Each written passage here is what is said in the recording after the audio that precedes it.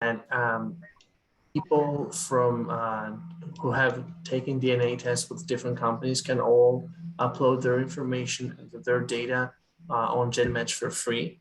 So the pool is bigger, although like you will not, I don't think GenMatch offers ethnicity estimates and stuff, but you will get a ton of matches there. And this is really helpful. Now, as for DNA companies, I know that MyHeritage has a growing a pool of Greek DNA tests. So I would suggest MyHeritage for DNA. Can people hear me now? Yeah. There you are. Oh, I came back. Okay, Meryl, give me back the host thing. You have to Okay. click on my, click on my picture, make me the host again. Oh, okay.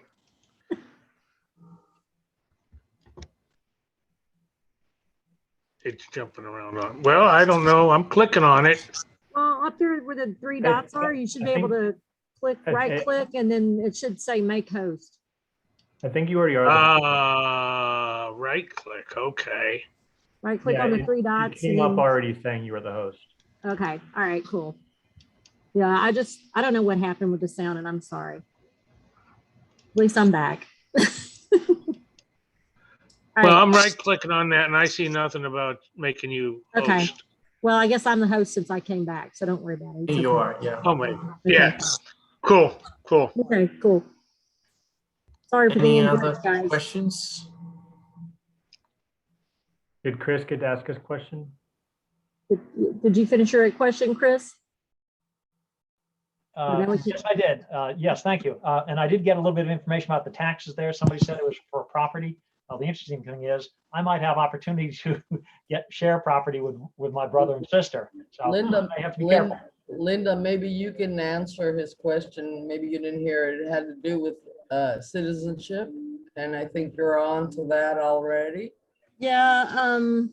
So here's the nitty gritty on how I got citizenship, and it was probably not the way my family should have done this, but it got me the citizenship anyway. So of course I wasn't going to refuse to do it this way if I could get the citizenship. So they sometimes in Greece, and this is unfair. It's not fair at all.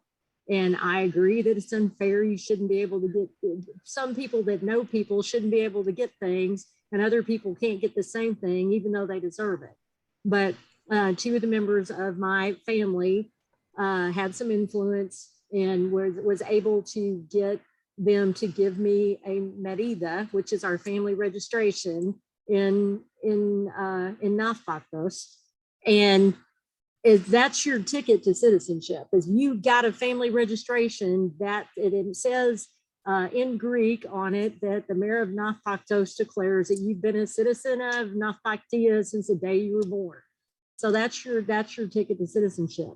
And they had to give me a separate one because on my mother's merida, I was listed as her sister and not as her daughter, because my great grandfather evidently bribed someone to do that. So it's like, so it looked like I'm the sixth child of my grandparents, and I was not the sixth child of my grandparents. It was impossible because my grandfather had evidently died 6 years before I was born.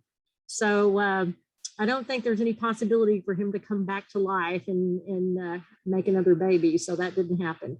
So that was so complicated. They couldn't do anything with it. And the city attorney told them, well, we have her baby passport. We have all of this stuff. We're going to give her a merida in her own name.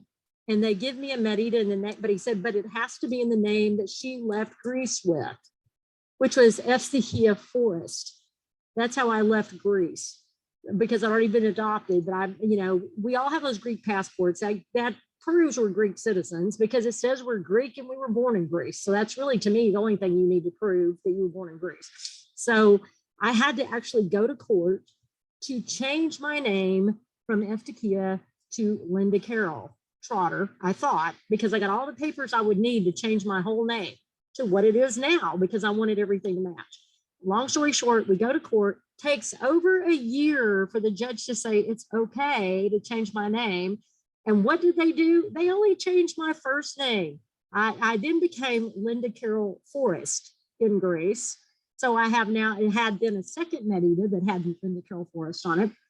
And then in order to change my last name, I had to go to the special registry office in Athens, register my marriage to Bob. And on the, when they ask a question at the end of the thing, what your surname after marriage is.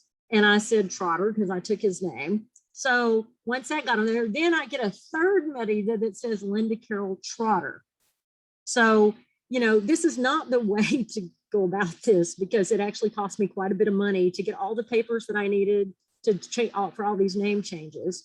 And that's why we're working really hard right now with the Eftychia Project, with Stathis Constantinidis in the Greek Parliament, to try to get Greek citizenship for all of us in the names we have now without going through all of this, because everybody doesn't have unlimited amounts of money to go chasing around the country for all of these certified documents that you need, and then to have them all translated into Greek with an apostille translated into Greek by a certified consulate translator, and then you pay for the consulate stamps on them. So for the papers and the consulate stamps alone, it cost me about $750, but it also cost me 3 trips to Texas to get my certified copies of my adoption papers, which had to be unsealed. And I had to take that took over a month just to do that. Thank God it was a do-it-yourself package that I could do.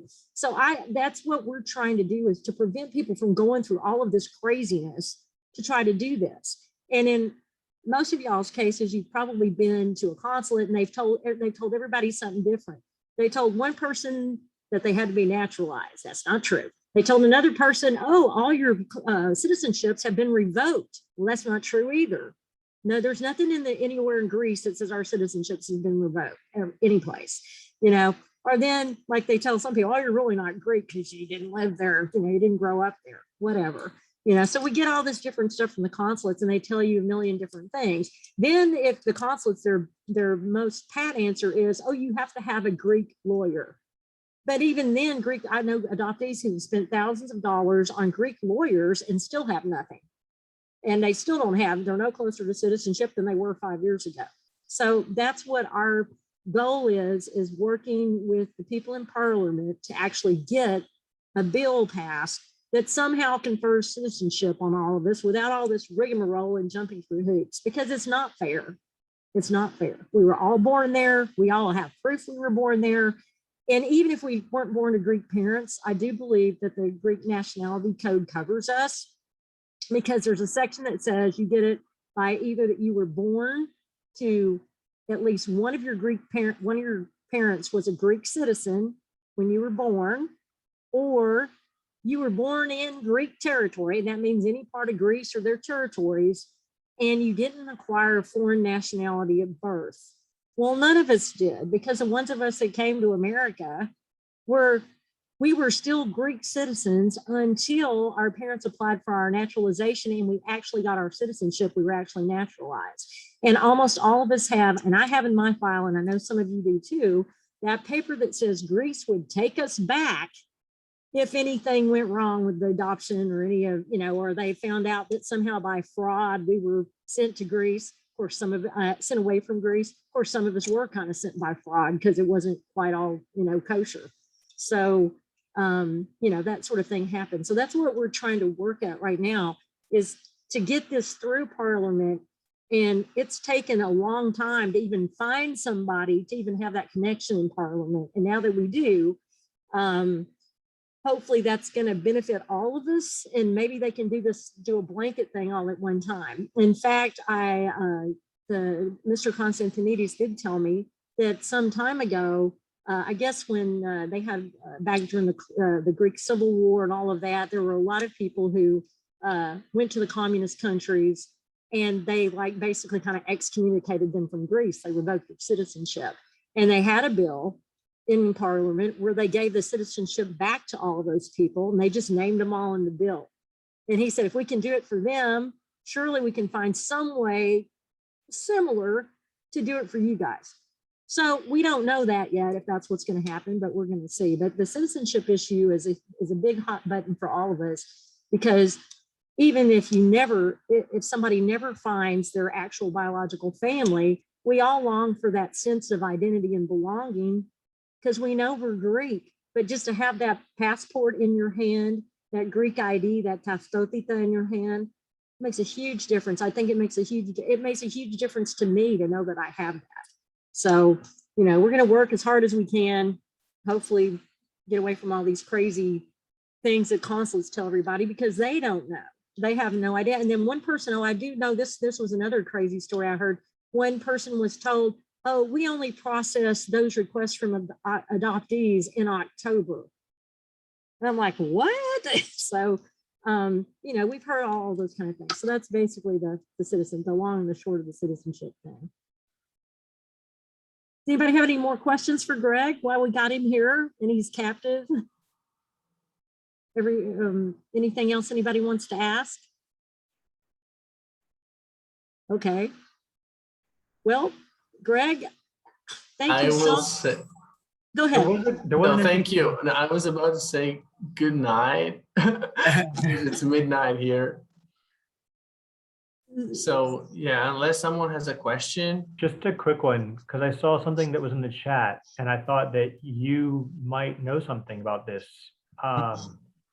There was a question about records for the Romani people.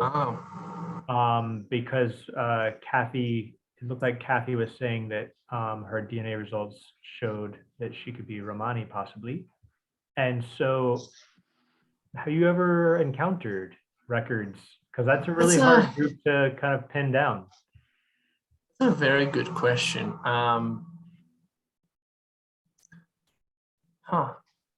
Well, although these people, like, they live in communities separate from the standard Greek community, they are normal citizens. So I guess that, for instance, a voter list would include Romanis anyway. But for instance, you would not find a Roma family in a city directory because they were not into business. So I would say they are a quite under-recorded group. But, and also, for instance, a birth would be registered. But again, if it was not registered, I would not be surprised. It depends also in the area, on the time frame, like the time period we're talking about. So yeah, I do not have a definitive answer to this. Okay, I think, David, do you have a question? Just a quick one. Go ahead. I didn't have a name when I was baptized, not a legal name. And my parents were required to send a record of my baptism, and that would be my legal name back to the orphanage. How does that fit in to this picture? Yeah. As far as so you say that you had not been baptized as a baby? No.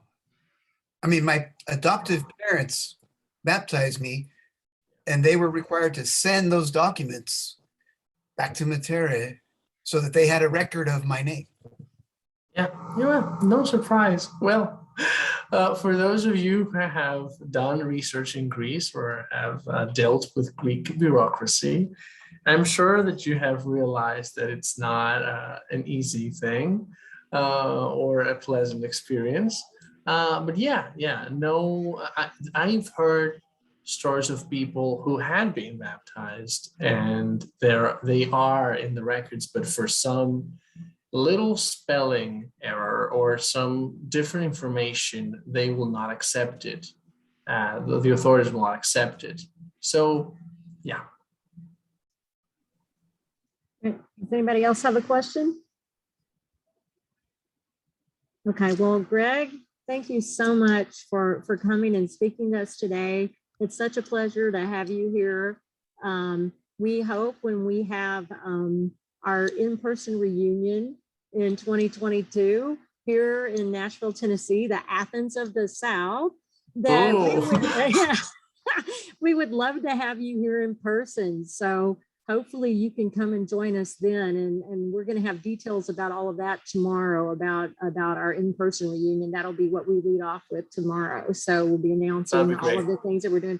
So think about that and keep that in your back pocket, because that would be awesome to have you and even some of the other people from Greek Ancestry to come and be with us during that time and answer questions about research for people, because that would be an amazing experience, I think, for all of us. So we're so happy to have had you here today. And we thank you so much. And of course, we're only going to be a few more minutes today. We're going to pick up with Greek adoptee stories tomorrow. For what I would like to do now, and I hope you guys will enjoy this, we're going to play, it's a PowerPoint, but it's got music, so it's not boring. It's actually scenes from as many pictures as I could gather from the orphanages that you guys are all from. Unfortunately, nobody lets you inside any of these orphanages at all anymore. And it also are scenes from the cities that are homes to these orphanages. So for some of you who have perhaps seen pictures of the Patras orphanage, you may not know much about what Patras even looks like. Same thing, Athens, of course, you probably know some of the things you've seen in Athens, but you may see some things on this little short presentation that you haven't. And then we've also included Mitera. I did find some photographs of Mitera. I couldn't believe that that was very difficult. Found one photograph from Mitera in Crete, but you can't see much except the sign out front because they're very secretive around there. It's hard to find pictures. And I found one from Mitera in Corfu. So we have those, you can see those. Also, we have pictures of Aiot Stylianos, if any of you came from Thessaloniki, and pictures of Thessaloniki. So I'm going to share my screen, and then when the little video's done, we're just gonna, before I do that, let me share the screen and show you the what's going to happen tomorrow. So we know what our goal is for tomorrow. Here's our activities for tomorrow. We're going to start at 1:30 because I know myself and a lot of other people do go to church. So I want to make sure that people have time to go to church and get something to eat before they come back. Tomorrow, we'll just kind of have an overview of the activities for the day. We're going to preview the 2022 in-person annual reunion, first annual Greek Adoptee Reunion in Nashville. As I said, the Athens of the South. We're kind of known as that because I think a lot of our architecture, especially the antebellum homes and stuff, have a lot of Greek columns and a lot of other things. And there's another reason for that, and we'll talk about that tomorrow. We're also going to announce the location for the second annual Greek Adoptee Reunion in 2023, because we hope to make this an annual affair. At 2 o'clock, we'll have Maria Bakupsi. I can't say her name right. I'm sorry. That's hard to say. From the Alexandria Institute in Athens. They teach Greek there, actually. I actually take Greek from them, and that's why I know these people. I've been taking Greek lessons from them for a couple of years. She's going to talk to us about It's All Greek to Me, our Greek language. And it's going to be entertaining. I promise she's not going to be dull and boring. She's going to talk a little bit about our language, why it's the hardest language in the world next to Chinese.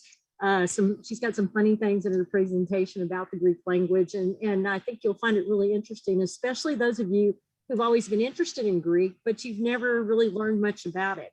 And I think you'll be amazed to learn that most of us, before we actually went to Greece and learned a little bit about Greek, we pronounce everything wrong, including all the letters. So I want you guys to I think you'll really enjoy that with Maria.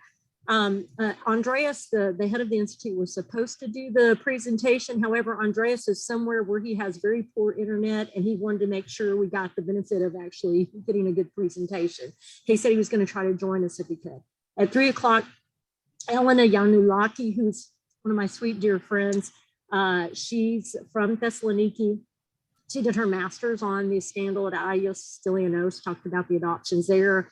And I'm excited because I don't think any of our adoptees have heard her research on this subject. So I know it's going to be fun.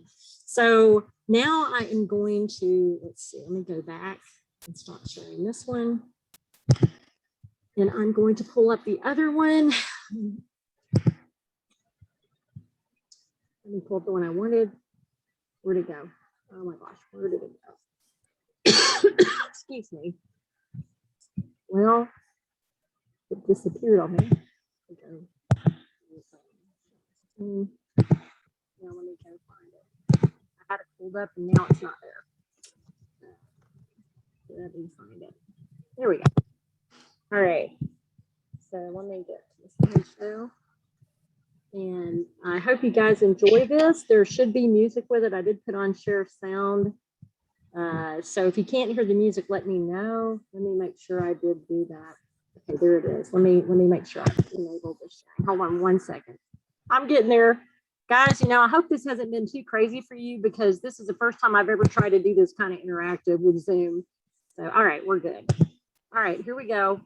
So I hope you enjoy this. And then at the very end, I'll come back and say bye to everybody. And then if anybody wants to hang around and chat, you're welcome to. I can keep it on for a while if you need to. So here we go. So, in the beginning, please.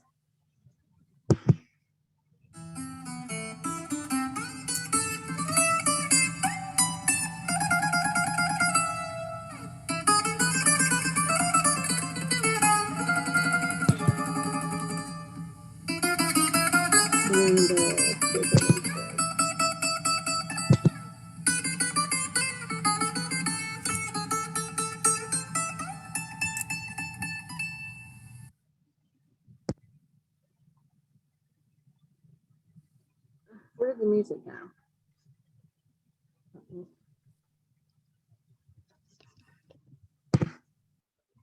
Hang on, I think my music, can y'all hear me? Okay, let me see what happened to my music because the music suddenly disappeared. Hang on 1 second here.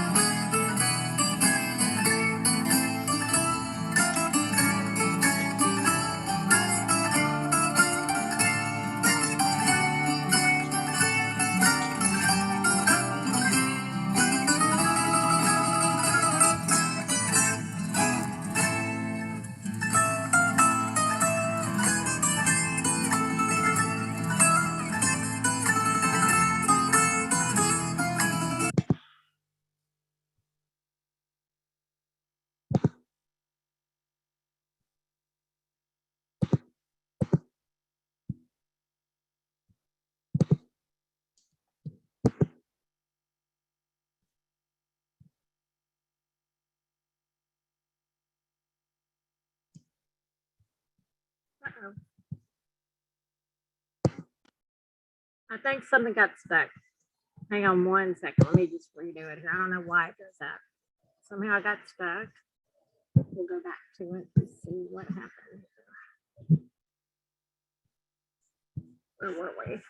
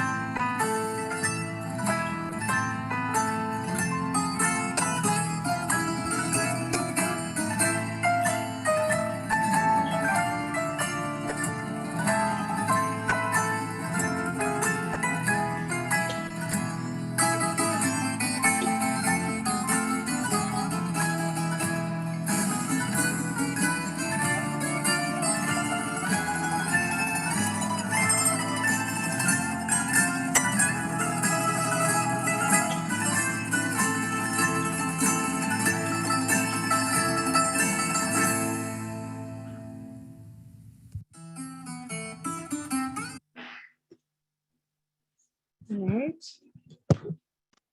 So I want to just thank everybody for being with us today.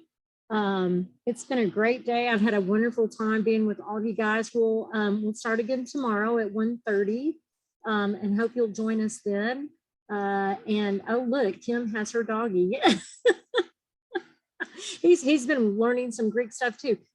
Stephanie, Meryl, do you guys want to have anything to say before we leave? Before we end all this? Kim just asked a question about why it was important, why baptism was so important. And just, I know that many of you did not grow up in the Greek community. I was one of the lucky ones. I was raised by Greek Americans and I grew up in the Greek Orthodox Church. And in our culture, Kim, your religion was it was one of the biggest parts of your life. And technically in the Greek Orthodox religion, until you're baptized, they weren't even allowed to use your name. You were not a person until you were baptized. Even though we did not baptize at infancy as the Catholic Church does, you were usually between 4 and 6 months old. The tradition was that the little boys were called bombi and the little girls were called kukla, which means doll. Bombi was a term of endearment for the boys, and technically until you were baptized and you had a name, you were that was a big thing. So it was just the way that the religion was. It was part of the you know, the baptism was extremely important. And if the one thing that I know from past histories that I've learned is that we were all told that no children would leave Greece unless they were baptized in case something happened to us. So even though some of us were very tiny when we were baptized, that was, you know, and I know maybe Sam can certainly shed more details than I, but that's the way I knew it. And I just know that you know, we are from my aspect of it. Now, Sam, as being from the religious side of things, can I'm sure shed a little more light on that for us. Sure, just really briefly.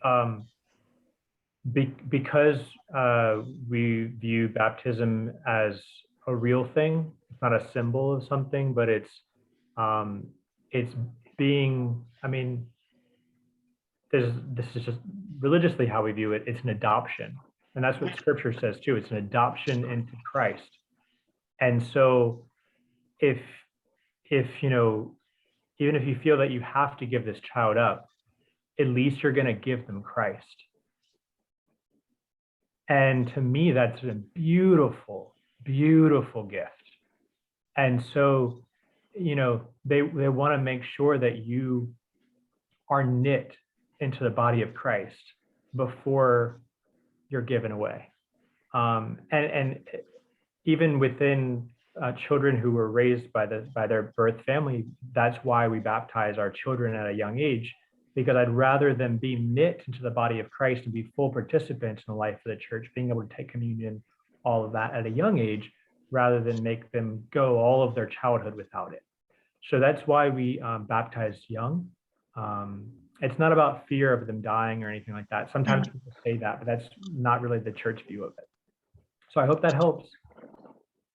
Yeah, I also know that there are people who went over as unbaptized, whatever your adoptive parents' last name was, if they had already adopted you before you left Greece. In some cases, you still had the orphanage last name that they gave you, but some people went over as unbaptized. And it's unusual to baptize a baby. Like, I was 15 days old when my family baptized me, and that's an unusual thing. That's unusual to do it that early.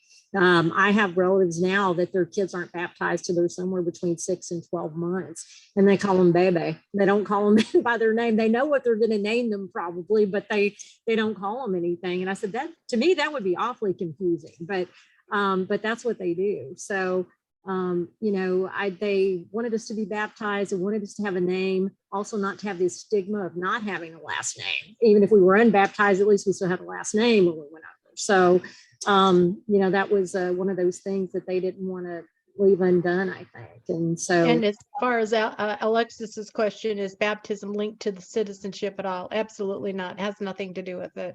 yeah, it doesn't. Yeah, because in the United States, if you're, you know, I mean, in the Greek Orthodox faith, your citizenship has nothing to do with your baptism. That makes no difference. And several people remarked that Miketa looks like a prison. I agree. It looks like it's got a gate and everything and a guard, and you know, it actually is. It's very difficult to get there. They're so big on this privacy thing there that they don't want you to even take a picture in front of the gate. One of our adoptee friends from the Netherlands who was there, my friend Sonia, she went there and they were trying to chase her away. And so when they turned their back, she took a real quick picture and they left because they didn't even want you to take a picture of the gate. And there were no children around that day at all because now they're afraid you'll get a picture of a kid or something. So, but also Agios Stylianos looks I was there in person. I went there to try to get some records for somebody, and it was locked up tighter than a drum. There was a padlock on the gate. There were cars inside. They got the iron bars in the gate there too. Agios Stylianos is very similar. You know, it was just a very strange feeling. I was like, you see the cars inside, you know, people are in there, but you can't see anybody. So they sort of do look like prisons, and that's really kind of sad just to think of that they look like that.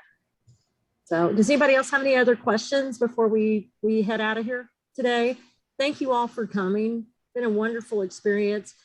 Several people want to continue the adoptee stories tomorrow. We'll do that. David, do you have anything else to ask, or you had your little hand up thing? Did you want to ask something? Thumbs up. I'm Okay. down. Yeah, Maria. Marie, go ahead. You can go first. No, Who's you go going? ahead. Oh, You go okay. I was adopted by the man that, you know, the family, in Contos. Would that be there somewhere? That I don't know. Like you mean the authorization for him to let you be adopted? Is that what you're talking He about? adopted me. The family that gave me away adopted me in Greece. Mm-hmm. I don't know whether that's the relevant thing or not. Okay. Do you have So- your Greek adoption papers? Do you have your actual adoption papers? Marie? You're frozen. Right. You can wait. Yeah. We lost Maria. She's frozen for some Yeah, she's reason. frozen. Oh, there she is. Marie, do you have your actual adoption papers from Greece? No, Okay. no, I only have the ship's manifest that says that I came over with, and another paper also that says that this man, Pericles Canales, was adopting me and brought me over. So the ship's manifest got both on there. So it says And- he adopted you, but he's not the one who he's not the family you ended up with, right? No, they kept me for a year Mhm. and then they gave me up. And so the same people that brought me over facilitated me to be taken away and brought to a different family. Well, if there are papers, they would be in Athens, because anybody that was adopted in Greece at the time, there were no district courts around like Patras and all these other cities. All of the people that were adopted in the Peloponnese and in Western Greece and all that, with the exception of Northern Greece and Thessaloniki and stuff, they were adopted to the court of the first instance in Athens. So if there is any papers, they would be there. And then, I mean, there's, you know, they're dead now. But so in Greece, am I still supposed to be their child? I don't know, it would be worth it to check at the GAK to find out if there are papers there, because, you know, that's what I've done several times. I've taken power of attorney, just limited, just for stuff in Greece related to adoptions, not for like, I can't like take your firstborn child or anything like that. But, you know, I go to get papers because when I get there, I can get them if I have a power of attorney that's been apostilled and all the necessary stuff's been done to it. But when I go to the GAK, they could look to see if there is anything with that man's name on it, because if his name exists in there and we know the year, even if you don't have like a court case number or anything else, they can look it up by the parent's name and the year that you were adopted. So, you know, that's a possibility that would be something that would be worth looking into. If perhaps there are some papers at the court of the first instance for you or not, there could be, it's possible. If I went to get my citizenship and I brought all the papers that I had and I brought a relative that knew me in Greece, does that make any difference? Well, that sometimes they want a witness, like to say that you and that adopted person are the same person, because now our names have all been changed and we're all different. But again, that doesn't necessarily get you very far unless you know, that's why it's so important to get Parliament to do something about this. So we're all kind of blanketed in. It's sort of like being grandfathered in after the fact. And I said, that's the thing that's so difficult with this. All of us have different papers. All of us have unusual or weird circumstances. And it's going to take, you know, some blanket thing from Parliament to say, okay, we accept that all these people are Greeks. They were all Greek adoptees, you know. We got the people. Absolutely. And I said, you know, some of us don't have the Greek passport, but I bet 75% of us still do have our baby Greek passports. And to me, it starts there. And if you can take that through the chain of the being adopted and the name change and the naturalization, and then now you're married, if you're a woman and your name is different, or if you're a guy, once you got your name changed through naturalization, you don't have to go any further. Like your name is still the same. Your name hasn't changed.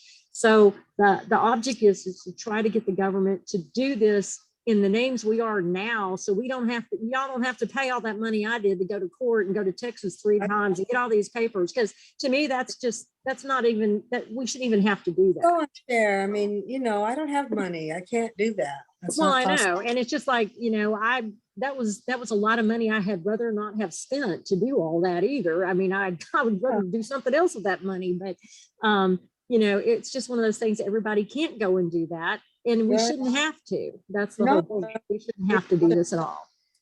Yeah, And so we should just get it because we are. We're Greeks, and dang it, we're proud of it. And we want something tangible in our hand that says we are Greeks and you need us back, because this is beneficial for Greece too.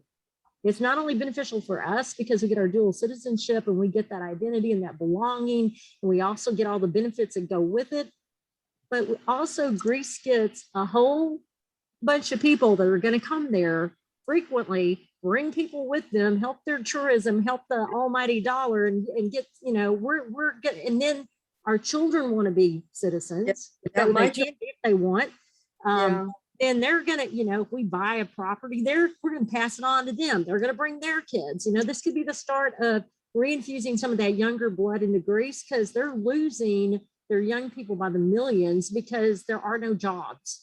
There weren't very many in the whole economic crisis, and now they've shut them down for almost 2 years in COVID. They're like all half starving over there. I mean, it's pitiful how many businesses have gone out of business, how many things have happened to people. They don't have any money. They don't have any hope of anything coming in. They need us to come over and help the economy. They need us to come home is what they need. And they need to recognize us too. Go ahead, Steph. I see you want to say something. Yeah, I was just going to say 2 things. First of all, Kim asked about if it's harder to search if we weren't baptized. No, it makes no difference, Kim. The baptism that's, as we said, the churches are so scattered, and if nobody's got any records, if they didn't want to write it down, no. But my main thing I wanted to say is, please remember, all of you, just because you were sent to the Patras orphanage, or you went to the Corfu or wherever, remember, that is not necessarily where you were born. We have another adoptee. I've been helping her. And for all the time we were talking, I'm from Patras. We did DNA for her. She did her DNA in 3 places, and we determined she was not from Patras. She was from Kefalonia. And the reason I'm telling you this is because we have sometimes this in our brain, that because we came on the boat and we went to the Patras orphanage or to the other orphanages. Don't forget, when this happened to us, we were kind of, especially if our mothers were young, and this was a scarlet letter on their chests. They wanted to get as far away from where their families and their people they knew were, and take these babies and take them away so nobody knew what was happening, because their families were shamed. So just remember that you have to remember to keep your mind open, that you could have been from anywhere around the Peloponnese area if you were in Patras. At Kefalonia, the closest major seaport was Patras. That's why she went there, because that's how they got to the mainland.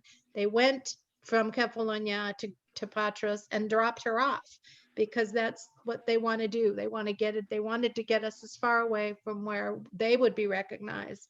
So that's just something everybody needs to kind of remember. It's kind of important, especially when you're searching your DNA and you're looking at these people and they say, oh, I'm from here, I'm from there. And you say, well, I'm from Patras. Don't get that etched in your brain. Remember, you could be from anywhere within that surrounding area. So. Well, and that goes to a point with my own adoption. My parents were never given a Greek birth certificate for me, just a piece of paper that said I was a foundling of unknown parents, which is totally untrue. And that, I was born on February the 13th, 1958. My name was Eftychia. Well, my dad wanted me to have a birth certificate, so he applied to the state of Texas to change my name to Linda Carroll from Eftychia and to give me a birth certificate, so I'd have one. So of course they give me a birth certificate. They put my adoptive parents' names on it, obviously, because I'm supposedly have unknown parents. So they put them on there. And then my whole entire life, up until 2017, I thought I was born in Athens, because that's where it says. It says Athens, Greece is my birthplace. My parents thought I was born in Athens because that's what they were told, basically. And evidently the state of Texas just assumed I was born in Athens because I came from the orphanage in Athens. So Stephanie's right. Just whatever it says isn't necessarily true. You know, I was actually born in Stranoma, a very tiny mountain village in out north of Nafaktos. It's 155 miles away from Athens. So, Right. you know, Yeah, it's- and like I said, what a lot of my DNA is pointing to Ayo, which is in the other side of, which is on the, coming off the Corinthian Canal as you approach on the Peloponnese, and Ayo is here, Patras is here, but there's about an hour and a half between them two. So, you know, you just kind of have to open your mind that you could be from someplace different, not just from that Patras or from the others either. all right. So, all right. So it's after 4:30. This has been wonderful. I hope to see all of you back here tomorrow at 1:30 when we start. And we'll only go for about roughly 3 hours tomorrow. And we end around, I'm talking about 1:30 Central Time, not the other times. So I'm talking about my time, 1:30 Central. That would be 11:30 Pacific, 12:30 Mountain, 2:30 Eastern, and then what is it, 9:30 Greek time. So that's what we'll meet back here tomorrow. It's been a wonderful thing. We are going to get to do some more adoptee stories because everybody seems to be interested in that. And I am too, because some of these stories, I know a lot of us have not heard, and it's interesting to hear all of our different perspectives, which is really a great thing. So we'll definitely make some time for that too. So anyway, thank you all for being here. We did record this. I hope it recorded continuously when I had to go out and come back in. If not, maybe I'll be able to splice 2 recordings together. We'll see how it did. And we'll see you guys tomorrow. Okay. Great to see all of you. Thanks to everybody for coming and to our wonderful speakers. Thank you. Oh, you're so welcome. We had a great day, I think. So we'll see you guys tomorrow. Bye-bye. Parakalo. Hi, y'all. Yasu. Asu.